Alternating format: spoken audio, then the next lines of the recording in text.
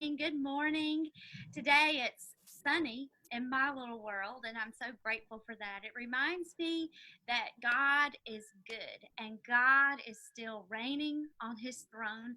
And I think about him and I think about he is sitting. He is sitting on his throne and reigning from heaven, and nothing in this world, nothing in our lives takes him by surprise. And he's always there for us. And I was just talking with my family yesterday morning, and we were talking about Hebrews and how the scriptures describe Jesus as our high priest and as our king, and that he died once for all. And I think that he is in heaven right now, and for all those that he died for, he is interceding for us. And he knows the troubles that we're facing. He knows the troubles that are going on in our individual lives. And I just want to encourage everyone this morning that he cares for you, and that he loves you, and that he is there for you, and that he promises that he will never leave us nor forsake us. And I am grateful that Jesus gives me sweet, sweet friends in life. And today I have Miss Jill Johnson with me, and she's a new friend in my life. I think we've probably known each other for less than a year now, but I'm grateful for her and for her wisdom that she's already poured into my life. And so please welcome Miss Jill Johnson to our Well Chat this morning. Jill, would you please tell us a little bit more about yourself and your family? Sure. I'm happy to be here, and thanks for asking me, Candy. I have been married for 42 years next week. I married my high school sweetheart, and he was a basketball player. I was a cheerleader, and the rest is history. We just got married really early out of high school, but we have three children: Justin, Amy, and Missy. Justin teaches at Beaufort High School and he's a coach there. And Amy is a stay-at-home mom. And then Missy, our youngest, she lives in a group home right now. She is autistic and has some learning and emotional disabilities. I work for the Georgia Baptist Mission Board, and I've been here almost 9 years now. So That's incredible. So tell me how you got to that. You call it the Georgia Missions Board. Is that what you called it? it's the Georgia Baptist Mission Georgia Board. Baptist Missions Board. So how did you get to work there? And tell us more about what you do at your job. Okay. Well, I actually had worked for some friends of ours doing their books, their payroll and stuff for 18 years, and they went to church with us. They sold their business and sold it to a company that I went to work for them, but it was working in the real world, as I say, and it's just a whole different experience when you work with out in the world than it is when you work for Christians and believers and have that special bond. So it was a tough 5 years for me that I worked for them. And I kept saying I really wanted God to move me out of it, move me out of it. And it just, Wayne kept saying, just quit your job, just quit. And finally, it was like the Lord said to me, you have to have enough faith to believe that I'm going to provide something. And I might not provide it until you do quit. And I did. And a week later, a friend of mine that works here called and said, hey, would you be interested in a full-time job? And I got hired. It started out working in the human resources with payroll and benefits. And then about 3 years ago, the girl that had been the executive assistant for the executive director was retiring. And so they asked me to take that position. So I work for Thomas Hammond, who's the executive director. And basically our organization just works to help serve and encourage and resource things for churches in Georgia. Wow, that's important. That's an important role to the kingdom to encourage us, because so many times, you've got the pastor of a church and he's pouring out and he's shepherding his little flock at his church. But, it's hard. I'll just tell you, it is hard to get time to be sure you're being poured into yourself. And to have Exactly. people, there have been people from the Georgia Baptist Mission Board to call Jeff Williams and encourage him. And it is life breathing and life giving, and so much work for the kingdom done there. So we appreciate and value what you all do there at the Georgia Baptist Missions Board. So you've shared with me, I don't know if it's a hobby or if it's just, I don't know what it is that you would call it, but you've shared with me your love for writing, and I've benefited from that love, that gift that the Lord has given to you. Tell us more about that love and how you discovered that gift.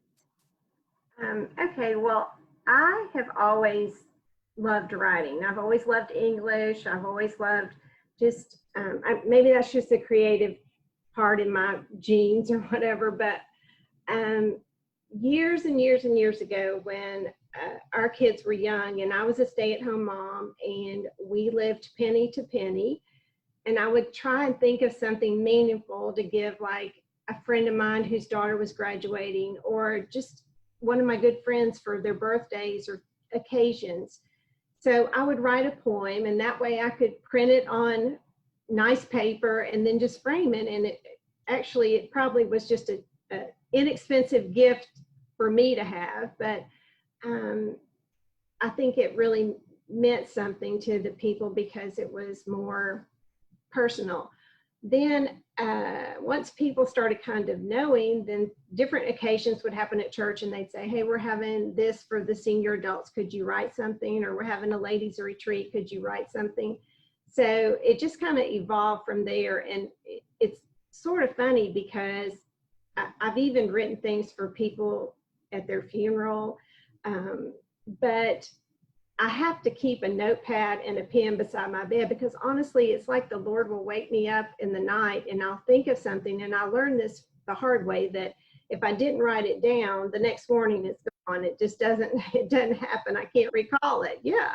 So that's actually how all that came about. And then, but it's almost like if somebody asked me to do something, it's the Lord just puts things in my mind and it comes from there. And sometimes I go back and read these things and think, I don't even think, I know I didn't write that, that I actually know that it's something that the Lord has given me at the time. That is great. I loved how you talked about that, about just having that pad and pencil, pen beside your bed, because I think that that's, when, and that that's the Lord just stirring in your heart and giving you something. It is. And now, what's funny now is that you can pick up your phone and do voice text to yourself. So that works just as well. I've got to learn to do that. I don't know if Siri picks me up as well. She does too. She needs some better Southern dialect. No, I know. Well, sometimes even when I would write it out with pen, I'd have to decipher it in the morning thinking, okay, because you don't want to turn the light on. So you're like, your words are all over the place. But anyway, I'd get it. That's hilarious. Jill needs a book light. Yeah. Gracious. Well, I know at the beginning of the summer, I have had such a large small group, and well, I guess it was back when COVID started, and there's probably 40 ladies that were in my small group, and I just could not manage everyone and their prayer requests and just feeling like they were being taken care of. And I know I reached out to you and asked you if you would help me shepherd these ladies and love on them and pray for them when they needed it. And you have just been so faithful and encouraging all of us with those sweet God given words that you have shared with us. But just last week, I know that you sent a message out to all of us that said, sticks and stones may break my bones, but words will never harm me. And I remember being on the playground and like chanting that, singing that, and I guess at the time I probably believed it. But when you Exactly. said that as an adult the other day, it just rang differently to me. And I think that it is. Just share with us what you meant, what your heart was behind that, and especially in light of the circumstances that is going on in the world today. Yeah. I think my mom taught us that. It's the best I can remember. I had two sisters and we fought all the time, and she would, you'd run into Tattle and she'd say, sticks and stones can break your bones, but words will never harm you. And at the time, I probably believed it. But the older I've gotten, I've realized that how harmful our words are, that we can either use our words they can be a soothing balm and encourage people, or they can really tear people down. And I had read a quote that said that you don't know what, everyone is going through something, and we don't know what that something is, but everyone is. And so it was just saying, just to be kind. And it stuck with me because I thought, I've never been criticized for the color of my skin or for my heritage. I mean, I have had things said to me that stick with me that were hurtful, but it's not that they're in your heart as much as they're in your head. Something happens and it brings it back up. So it just encouraged me and made me think about how easy it is to be kind, that I can't take away words that someone has said that might have hurt you, but I can walk beside you and I can encourage you. And that I tell my grandkids all the time, kindness is free. And we should use that. We might be the only kind person that someone ever meets that might see Jesus in us. So it just made me think about my words in a totally different way, how I can use them to benefit instead of tear down. And I'm sure my words have been used to tear down people at times too, which grieves my heart. But I just want to be sure that I can know that what I believe makes a difference, and that I have to walk and speak by the things that I believe. That's so good. And I think that just it's the simple things in life that we have been taught, that we've heard before. If we would just carry it out in our actions, and just that knowing that we are to be kind, and how most of us were brought up and we've heard John 3:16, for God so loved the world. And that was part of my conversation with my family yesterday, and how God loves everyone, and and He is leading us in that, and how we are called to love everyone. It doesn't matter what family you're born in, what color our skin is, what socioeconomic status we're in, what denomination we are, or Exactly. what God we believe in, because God made everyone. And I believe that each person that He has made and created, that He prizes them, and they are His masterpiece. And we are to love as He loves. It doesn't matter how difficult it is. He's called us to love because He is love. So I appreciate that. Well, I know I want to move on, because I know something else that you wrote about was comparing life's journey to being faced with a mountain. And could you just share with us your heart and how you see your life circumstances and seasons in life as being faced with having a mountain right in front of you? Sure. I think I probably learned the analogy in a Bible study years ago that God is either going to take you over a mountain, around a mountain, or through a mountain, but He'll get you to the other side. And mountains, to me, they're really pretty, but if you've ever climbed over one, if you've ever climbed Stone Mountain, or been anywhere where you've hiked, it's a hard road to get up that mountain sometimes. And so in my mind, this was the way that I figured it out for myself. I think that going up the mountain is a hard climb. You know, you can be faced with brush, with thorns, with wildlife, there's not usually a path, and you're just climbing, and it's exhausting. And there's just elements that you face when you're climbing up the mountain. And I related that to our daughter, Missy.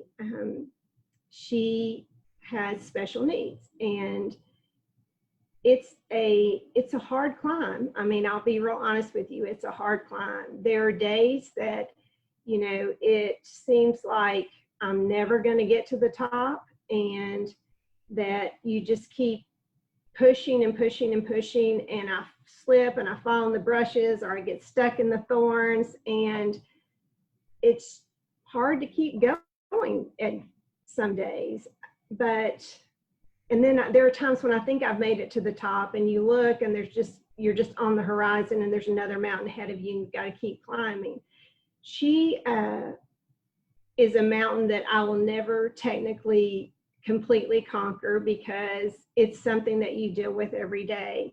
And with her, there were so many hard things in our lives that we had to deal with her. But it taught us so much. And I feel like that was a mountain that it would have been harder to turn around and go back, because going down the mountain is sometimes just as hard and dangerous as going up it. And I just feel like God has used that in our life to teach us so many lessons, but also to help us learn that, you know, the only thing you can do is to keep climbing. You can't give up. That's not an option, because you don't want to be stuck there in the middle of a mountain, halfway up or halfway down. The other way was going around the mountain. And in my mind, I think going around the mountain is probably the long way. And there's probably lots of twists and turns. It's probably a paved road, but again, it's probably the long way around the mountain. I think of that as being it's probably monotonous, it's tedious, and it's probably those times in our life when you're just trying to survive, or you're just going through the motions. Maybe it's you're unhappy in your job or your current situation, but you know that it's going to change eventually, but you got to keep going around that mountain. Or maybe you're going through a divorce and you're having to navigate that trail and figure out where you're going to be when you get to the other side.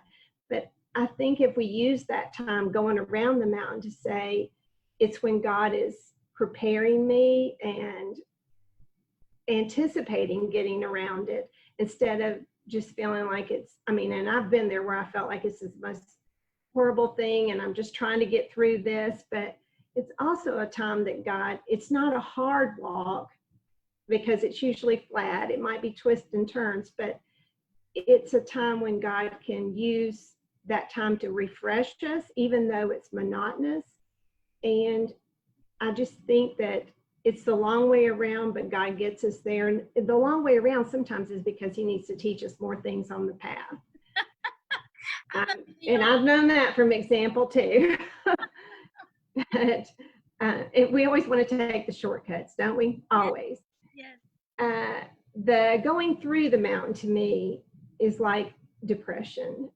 When I think about going through the mountain, I think it's probably cold and dark, and it's just not a good place to be. And you know you're going to get to the other side, but you just can't see anything in the process.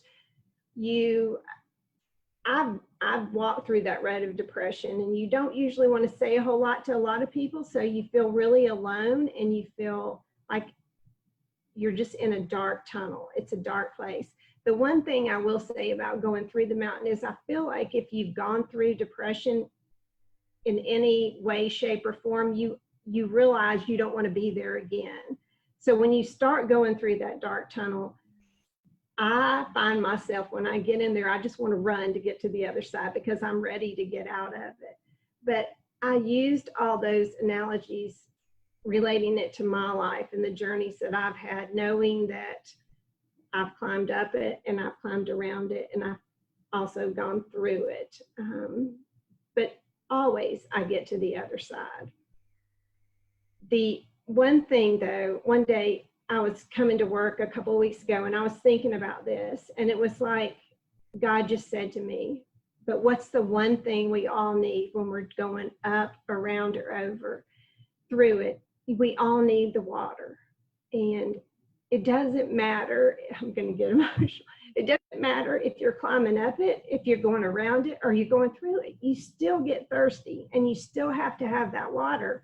But it's the same with Jesus. He's our living water. And we can't get through the obstacles of our life or the obstacles of the mountains without the living water. I mean, there's just, I don't even know. Sometimes I think, and I don't know how people make it that have any kind of trial or tribulation or just anything that they're working through in their life without the living water. So in my mind, I think there's two things that are true in life.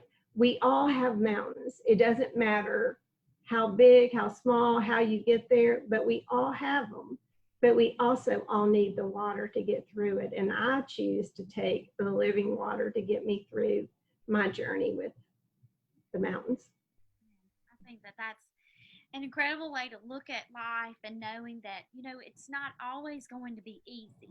I think that God gives us mountaintop moments where maybe we Mhm, are on a high in life, or where we've made it, we've journeyed around the mountain or through the mountain.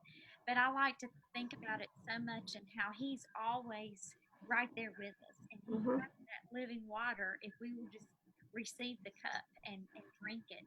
But I like, for me, the peace comes in knowing that He's there, and He's hemmed me in before and after me and around me. He's with me through every situation, no matter if it's hard, really hard, or if life is good in a moment. He's right there with us. I know we've heard everybody talk about the mountaintop and the valleys, and it doesn't matter. I think about Moses and the Israelites being in the wilderness, and they faced that mountain a lot, and but how God gave them manna from heaven, even right. in a time where it was the driest for them. He gave them manna, and He gave them the living water that they Well, needed. and to get to the mountaintop, you still have to climb the mountain. I mean, so you might have to go through the hard things to get up there, but the things that you learn and the beauty that you see once you get there is worth the trip. It is. He is there. I think about in every hard time and trial that we have in life. It's just like COVID-19 that we've just Mhm. walked through. It's still not over yet. I don't think we're still feeling repercussions and trying to get out of these different guidelines and phases, but there's silver linings that God wants to give us as blessings if we'll just look for them. And it's Right, the right perspective. And sometimes you need a friend to come alongside you and help you see life through a different perspective, and widen that lens for you. And because when you're right up against that mountain, that's all you see. But once, if you can just allow yourself to have vision and knowing that right. there's going to be a season, a different season. I think about just different sides of a mountain.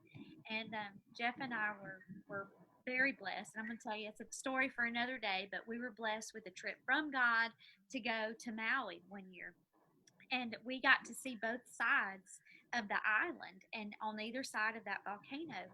And one side is beautiful, it's luscious, it has waterfalls and all kinds of plants and vegetation, and the other side is dry, and there's nothing living there, and there's no moisture. And so you can even look at the different sides of the mountain, and knowing Right.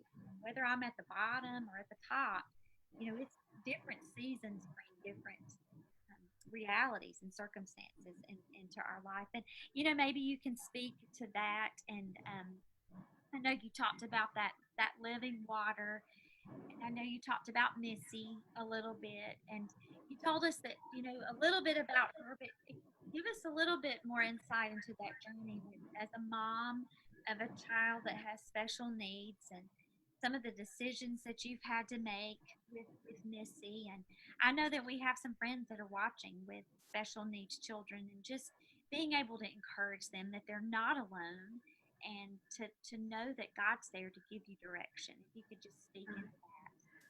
Well, Missy just turned 36, and she was my third child. So pretty early on, I knew that something wasn't correct. It There were things that were off. I mean, she had seizures, but the older she got is when they diagnosed that she has a form of autism, and it's called pervasive developmental disorder, where basically her brain only develops to a certain age. So she's 36, but she acts like a 10 to 12-year-old. She's very trusting. If someone went to her and said, "Hey, your mom said to come with me," she would go. Or, we had to be very careful with when we give her any leeway with email or social media, because she is very trusting. If somebody said, "I need you to send me money," she would do anything she could. there's been lots of ways that people have taken advantage of her, which really breaks my heart because she is so trusting. So therefore, we are her protectors. But when she was younger and started going through puberty, that's when her she lost control of a lot of things. I mean, she's a very big girl. She's bigger than most of us, and she just was very violent. And it was one of those things where you know in your mind that you have to do something, but your heart says wait. And it would be a really bad day, and I'm saying that she was violent enough to where we would worry that she might hurt herself or hurt someone else. And Wayne and I would say, okay, today was a bad day. Tomorrow's going to be better. We know it is. And you do that for days and days and days. And then you realize that maybe things aren't going to be better. But God really even was in that, because we had taken her to have some testing done, and these people had recommended a place that was a long-term care facility, and it was in Atlanta, and it was called Hillside. But it was very, very expensive. And so and insurance doesn't pay for things like that. But we had just gotten a new minister of education at our church. And his wife, I was talking to her one day while we were keeping the nursery, and she was asking me questions about Missy. And I told her about Hillside, and she said she worked for some CEO with Coca-Cola, and he was on the board at Hillside. So it was just like God put all those pieces together, and we got her into Hillside. So she's actually went into residential care when she was 13. It was probably the hardest thing I've ever done in my life. As a mom, that's just not what you think you're going to do, ever, ever. And it's not like you can go next door and say, hey, what did you do when your child was going through this? Because not everybody walks that road. But I had to come to grips with the fact that, Missy really didn't know the difference. I mean, she didn't look at us and say, why are you doing this? She didn't know that there was any difference in her life. She just knew she might be in a different surrounding. So I had to come to the place in my life where I said, I'm trusting God, first of all, because he provided this place and he provided the funds. And second of all, I am responsible for making sure that she is safe and taken care of. And if I'm not able to do it, then I have to look for the next best thing. So she has been in residential care since she was 13, and every day is a new adventure. Every day something happens. You have to learn to get through you enjoy the good days and you get through the bad ones. God really taught me, because I'm a planner and I like to plan and have a process to go through. And with her, there are no plans. When you think you've got it figured out, then the next day it's not. I can remember us saying we would try everything. One day we tried things for behavior that we were going to take away Barbie dolls because she loved them. So we would take one away every day, and the next thing I know, I go in there, she's raked them all into a trash can and said, here, I don't like Barbies anymore. So you just have to come up with plan B and go. But I do feel like she's taught me so much about relying on the Lord and not relying on my plan. And it's hard, and I think that that's where the peace comes in, is in knowing that when you make a decision and you see it working out. And I think Missy is in a place where she's being taken well care of, and you're being able to have peace with that and knowing Right. getting the care that she needs. And there's, it comes in different seasons of different people's lives, and it could be a child, a special needs child that you're having to make decisions for, and it could be our parents that are aging that we have to make these kind of decisions for. And just knowing that God has gifted people that are taking care of Missy and people that are caregivers in nursing homes. He's gifted them with a desire and a special gift to take care of these people that have the needs they're able to meet. And I think that we're able to trust him and trust to these caregivers that they're able to live out. Well, and sometimes I think that they, well, I know they know more than I do about, they've been to school for it. I just know her personally. So I knew, what I could do to work might work today, but it might not work tomorrow. But I also feel like you have to I had to relinquish those dreams and those expectations that I had for her, because it wasn't fair, number one, but number two, it wasn't, as long as I held on to those, then I don't feel like God could work that out in my life, because I had to give that up so that God could put the new plan there, and not count that, she wasn't going to get married and she wasn't going to graduate from school and those kind of things. Those expectations and dreams that you have for your children, really, you have to give them up and trust that God, his plan is better than what mine was. And that's hard to come to grips with. And I'm so grateful for our church and that we have created a special needs ministry here at Southside called Inside Out. And so parents can come that do still have their special needs children living at home with them, but they can put them in a room with people who love them and who are trained to take care of them for a couple of hours while their parents are able to go to church and to be ministered to, or if they want to minister, they can.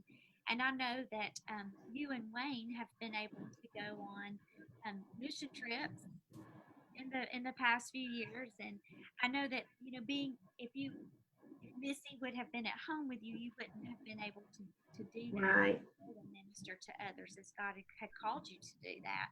But Right. she was in a safe place, and you were able to go and minister to others. Would you let's close on a really high note of how God has sent you, I think, to the mountaintop and being able to just make a difference for him and for his kingdom. Would you share with us of that experience?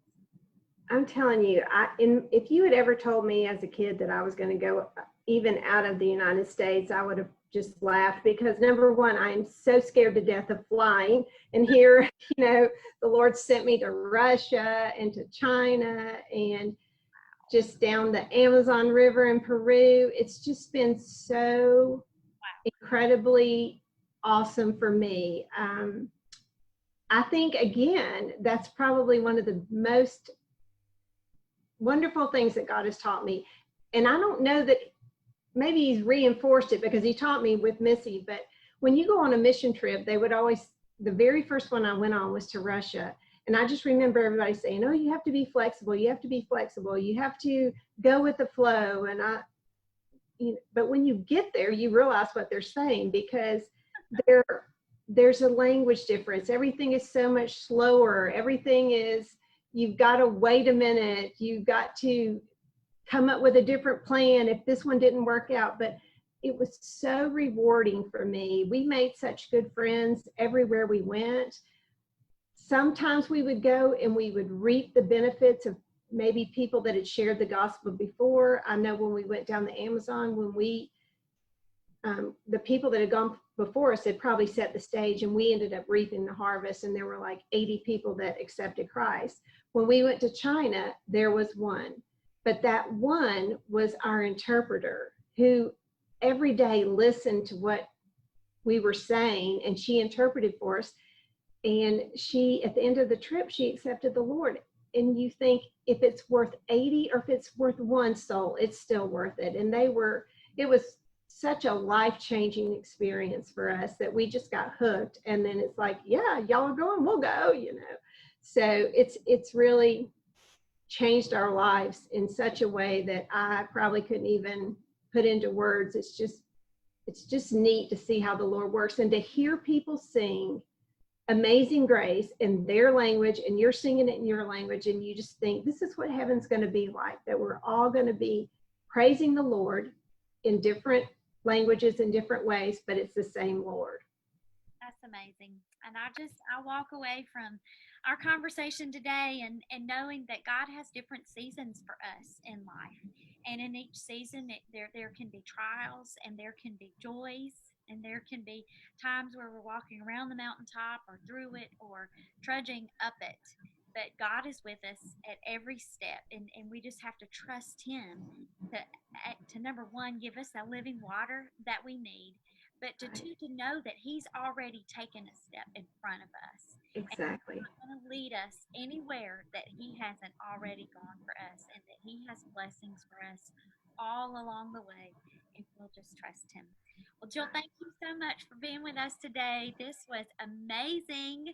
And I just thank God for you and for your ministry there at Georgia Baptist Mission Board, and for you and Wayne and all that y'all do for Southside and for your family and for your friends, and keep going on mission trips and leading people to Jesus. I love you, friend. Thanks, Kinky. Thank Love y'all you for too. Thanks. today. Bye bye. Bye.